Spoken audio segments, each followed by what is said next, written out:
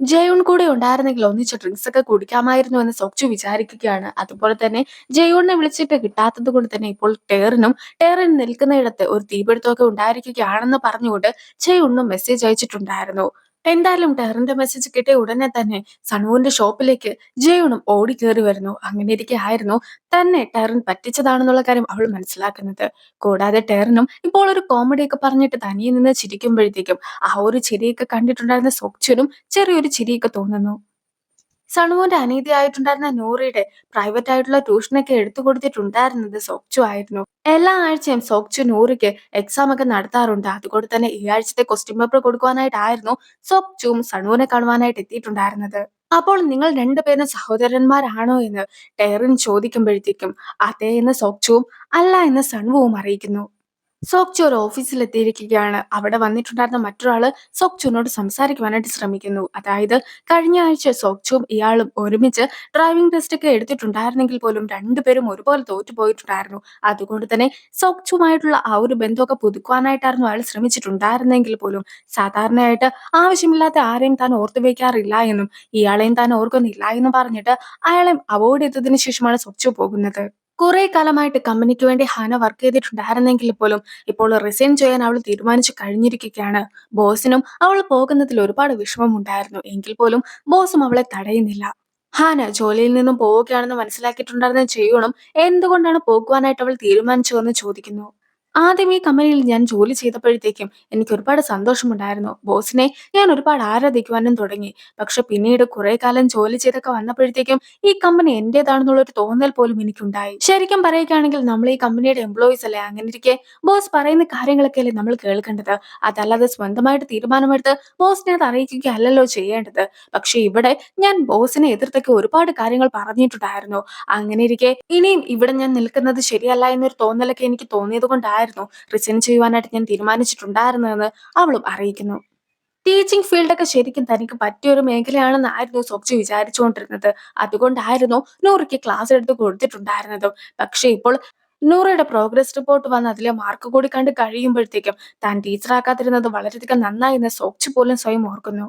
ഡോക്യുമെന്ററിയുടെ ഷൂട്ടിങ്ങുമായി ബന്ധപ്പെട്ട് ഒരു ഐലൻഡിലേക്ക് പോകാനായിട്ട് പ്ലാൻ ഉണ്ടായിരുന്നു. അതുകൊണ്ട് തന്നെ സൺബുവും ഇപ്പോൾ നൂറിയുടെ സൂട്ട് കേസ് ഒക്കെ എടുത്തുകൊണ്ടാണ് പോകുന്നത്. അതുപോലെ തന്നെ ചെയ്യൂണും എയർപോർട്ടിലേക്ക് എത്തുന്ന സമയത്ത് അവളുടെ കയ്യിൽ ഒരു ക്യാമറ ഉണ്ടെന്ന് കണ്ടിട്ടുണ്ടായിരുന്ന ടേറിനും അവളുടെ ഫോട്ടോസ് ഒക്കെ എടുത്തു കൊടുക്കാമെന്ന് ചോദിക്കുമ്പോഴത്തേക്കും ചെയ്യൂണും അവൾക്ക് വേണ്ടി ഫോട്ടോസ് എടുത്തു കൊടുക്കുന്നു. ഇതെല്ലാം തന്നെ സൺവു കാണുന്നുമുണ്ട്. പിന്നീട് അവരും ട്രാവൽ ചെയ്ത് ഒരു ഐലൻഡിലെത്തി കഴിയുമ്പോഴത്തേക്കും സൺവുവും ടേറിനും ഒന്നിച്ച് കടൽ തീരത്തൊക്കെ നിന്ന് കളിക്കുകയാണ്. പിന്നീട് അവരും ഒരുപാട് എൻജോയ് ചെയ്യുന്നുണ്ട്. ഇതെല്ലാം തന്നെ അവർ ഷൂട്ടും ചെയ്യുന്നു. അങ്ങനെ ഇരിക്കെയാണ് നിലത്ത് കുറച്ച് വേസ്റ്റ് ഒക്കെ കിടക്കുന്ന ഒരു കാഴ്ച അവൻ കണ്ടിട്ടുണ്ടായിരുന്നത്. അവനാകട്ടെ ഉടനെ തന്നെ വേസ്റ്റ് പെറുക്കുമ്പോഴത്തേക്കും കൂടെ ഉണ്ടായിരുന്ന പലരും കൂടി അവന്റെ ഒപ്പം കൂടിയിട്ട് വേസ്റ്റ് ഒക്കെ പെറുക്കുവാനായിട്ട് സഹായിക്കുകയാണ്. അവർ ഡോക്യുമെന്ററിയിൽ അതും കൂടി ആഡ് ചെയ്യുന്നു. അടുത്തതായിട്ട് കുറച്ച് പ്ലാൻസ് ഒക്കെ നടന്ന രീതിക്കുള്ള ഒരു ഷൂട്ടിംഗ് ആയിരുന്നു നടത്തിയിട്ടുണ്ടായിരുന്നത്. ആ ഒരു ക്രൂയിലെ ആൾക്കാരെല്ലാവരും തന്നെ അതിന്റെ കൂടെ കൂടുന്നു. അങ്ങനെ ഇരിക്കെ ആർക്കാണ് ട്രക്കൊക്കെ നന്നായിട്ട് ഓടിക്കുവാനായിട്ട് അറിയുക എന്നൊരു ചോദ്യമൊക്കെ വരുമ്പോഴത്തേക്കും ജയൂൺ തനിക്കാണ് നന്നായിട്ട് അറിയാവുന്നതെന്നും താനൊരു പ്രൊഫഷണൽ ഡ്രൈവർ ആണ് എന്നും കൂടി ജയൂൺ അറിയിച്ച് കഴിയുമ്പോഴത്തേക്കും ട്രക്ക് ഓടിക്കുവാനായിട്ടുള്ള ആ ഒരു ചുമതലയെല്ലാം തന്നെ അവർ ജയൂണിനെ ഏൽപ്പിക്കുന്നു. പക്ഷെ ജയൂണിന്റെ ഒപ്പം സൺമൂനും കൂടി പോയാൽ കൊള്ളാമെന്നുണ്ടായിരുന്നു. അതുകൊണ്ട് തന്നെ അവനും ഓരോരോ എക്സ്ക്യൂസ് പറഞ്ഞിട്ട് അവളുടെ കൂടെ വരാമെന്ന് പറയുന്നുണ്ടെങ്കിലും അവൾ അവനെ കൂട്ടുവാനായിട്ട് തയ്യാറായിരുന്നില്ല. ഏറ്റവും ഒടുവിലായിട്ട് ട്രക്കൊക്കെ സ്റ്റാർട്ട് ചെയ്യുവാനായിട്ട് നോക്കുന്ന അവൾക്കും അതിന് സാധിക്കാതെ വരുന്നത് കൊണ്ട് തന്നെ ഒടുവിലായിട്ട് അവനെ കൂട്ടി പോകേണ്ട ഒരു അവസ്ഥയ്ക്ക് അവൾക്കും വരികയാണ്. സണു പണ്ട് എഴുതിയിട്ടുണ്ടായിരുന്ന ബുക്ക് വളരെയധികം എന്റർടൈനിങ് ആയിരുന്നു എന്നും അതുകൊണ്ട് തന്നെ ഇനി നീ ബുക്സ് ഒക്കെ എഴുതണമെന്നുമുള്ള രീതിക്ക് അവളും അവന്റെ അടുത്തായിട്ട് സംസാരിക്കുന്നു. അങ്ങനെ അവരും പോകുന്നു. ഷൂട്ടിംഗ് ഒക്കെ അവസാനിച്ച സന്തോഷത്തിൽ എല്ലാവരും തന്നെ ഫുഡ് കഴിക്കുവാനായിട്ടായിരുന്നു പ്ലാൻ ചെയ്തിട്ടുണ്ടായിരുന്നത്. ടയറിനും അങ്ങനെ ഫുഡ് കഴിക്കാമെന്ന് വിചാരിക്കുന്ന സമയത്താണ് നേരത്തെ ചെയ്തുകൊണ്ടിരുന്ന ഡ്രാമയുടെ ചില ലൈൻസ് ഒക്കെ അവർ മാറ്റിയിട്ടുണ്ട് എന്നും അതുകൊണ്ട് തന്നെ ആ ഒരു ലൈൻസ് എല്ലാം തന്നെ അവൾക്ക് കാണാതെ പഠിക്കേണ്ടതായിട്ടുണ്ട് എന്നുമുള്ള കാര്യം എല്ലാം തന്നെ ജയോണും ടയറിനെ അറിയിക്കുന്നത്. സോ ടയറിനും കുറച്ച് വിഷമിക്കുന്നു. ഇപ്പോൾ ടേറിനും പുതിയ സ്ക്രിപ്റ്റ് ഒക്കെ വായിച്ചു പഠിച്ചുകൊണ്ടിരിക്കുന്ന സമയത്ത് കോളിംഗ് ബെല്ലിന്റെ ശബ്ദം കേട്ടിട്ടുണ്ടായിരുന്ന ചെയ്യണം വെളിയിലേക്ക് ഇറങ്ങി നോക്കുകയാണ്.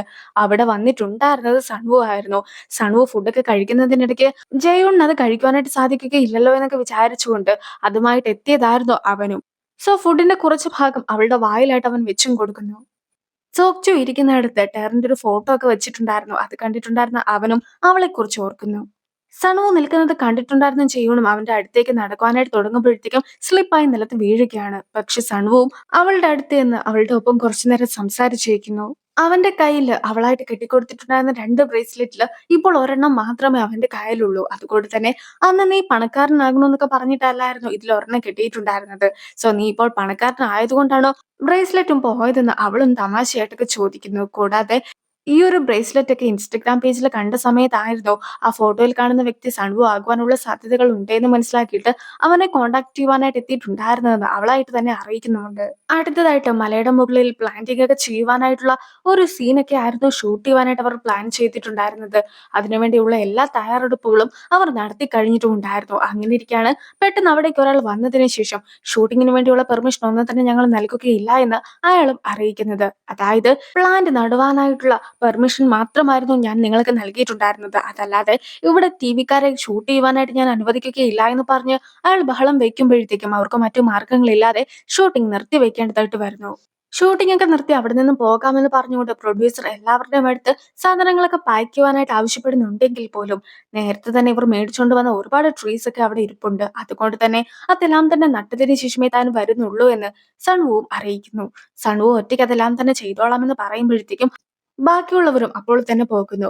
അതുകൂടാതെ കുറച്ച് റെസിപ്റ്റും കാര്യങ്ങളും ഒക്കെ തന്നെ കളക്ട് ചെയ്യുവാനായിട്ടുള്ള ഒരു ഉത്തരവാദിത്വം ആയിരുന്നു ജെയ്യൂണിനെ ഏൽപ്പിച്ചിട്ടുണ്ടായിരുന്നത്. അങ്ങനെയിരിക്കെ അവൾ അതെല്ലാം തന്നെ ചെയ്ത് തിരിച്ചെത്തി കഴിയുമ്പോഴത്തേക്കുമാണ് ക്ലൈമറ്റിന് കുറച്ച് മാറ്റമൊക്കെ ഉള്ളത് കൊണ്ട് തന്നെ ഇന്നിനി ബോട്ട് ഒന്നും തന്നെ തിരിച്ചു പോകുന്നതായിരിക്കുകയില്ല എന്നൊരു കാര്യം അവളും അറിയുന്നത്. അതുകൊണ്ട് തന്നെ അവൾക്കും അവിടെ നിൽക്കാതെ മറ്റു മാർഗങ്ങളും ഉണ്ടായിരുന്നില്ല. നിലവിലിപ്പോൾ അവളും അതുപോലെ തന്നെ സൺവുവും മാത്രമാണ് ആ ഒരു ഐലൻഡിലുള്ളത്. സോ ഇപ്പോൾ അവളും ഒറ്റയ്ക്ക് നിൽക്കണ്ടല്ലോ എന്ന് വിചാരിച്ചുകൊണ്ട് സണുവിന്റെ കൂടെ അവനെ ഹെൽപ്പ് ചെയ്യുവാനായിട്ടും പോകുന്നു. നിലവില് കുറച്ച് ട്രീസ് ഒക്കെ അവന് പ്ലാൻ ചെയ്തിട്ടുണ്ടായിരുന്നെങ്കിൽ പോലും ഒരു മഴ വരുവാനായിട്ട് സാധ്യതയുണ്ടെന്ന് മനസ്സിലാക്കിയ അവനും ആ ഒരു പണിയെല്ലാം തന്നെ അവിടം കൊണ്ട് അവസാനിപ്പിക്കുന്നു. അങ്ങനെയിരിക്കെ അവരും താമസിക്കുവാനായിട്ട് മറ്റൊരിടത്തേക്കും എത്തുകയാണ്. നിലവിൽ ഇതുപോലെ ബോട്ടെല്ലാം തന്നെ ക്യാൻസൽ ആയതുകൊണ്ട് എല്ലാ താമസ സ്ഥലത്തും ആൾക്കാരൊക്കെ നിറഞ്ഞിട്ടുണ്ടായിരുന്നു. ഇപ്പോൾ അവർക്കും ഒരേ ഒരു റൂം മാത്രമാണ് കിട്ടുന്നത്. ആദ്യം അവർ മറ്റൊരിടത്തായിരുന്നു താമസിക്കുവാനായിട്ട് എത്തിയത്. അവിടെ ഇതുപോലെ ഒരു റൂമേ ഉള്ളൂ എന്ന് മനസ്സിലാക്കിയത് കൊണ്ടാണ് അവർ ഇവിടേക്ക് എത്തിയത്. പക്ഷെ ഇവിടെയും ഒരു റൂമേ ഉള്ളൂ എന്ന് അറിഞ്ഞ് കഴിയുമ്പോഴത്തേക്കും സൺവുവും ജെയൂണിനോട് ഇവിടെ താമസിച്ചോളുവാനും സൺവു ആദ്യം പോയയിടത്ത് തന്നെ പോയിക്കോളാം എന്നും അറിയിക്കുന്നു.